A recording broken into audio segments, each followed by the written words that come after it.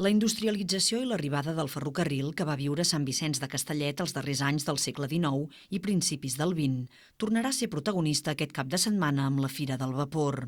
El certamen arriba a la 6a edició i homenatja a la transformació viscuda al municipi. Nosaltres volem recrear una època que és a principis de segle, quan Sant Vicenç va fer un salt molt important, ja que veníem d'una població agrícola, vam passar a una població industrial, ja que van venir un parell o tres d'empreses molt importants que es van situar al voltant del riu.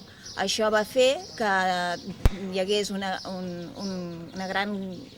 gran canvi demogràfic a la població, així com un gran desenvolupament d'activitats i una gran implantació de comerços. En aquesta ocasió, la fira comptarà amb una 60ena de parades d'alimentació, artesania i del teixit associatiu local. I estrenarà nous espais al final del carrer Gran i la plaça 11 de setembre. Els carrers de la fira són les places més centrals, la plaça de l'Ajuntament, la plaça Claver i la plaça 11 de setembre, i a través d'aquestes tres places intentem fer un cercle que la gent pugui pujar i baixar i gaudir de totes les parades i activitats que es fan a totes les places.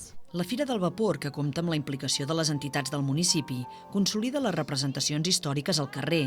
Una de les novetats és l'augment de la música a les cercaviles i accions teatralitzades i la incorporació d'escenes noves com les converses de safareig. L'any passat es va fer l'arribada del ferrocarril, que aquest any es repeteix una altra vegada, però com a novetat hi ha el safareig, diguéssim.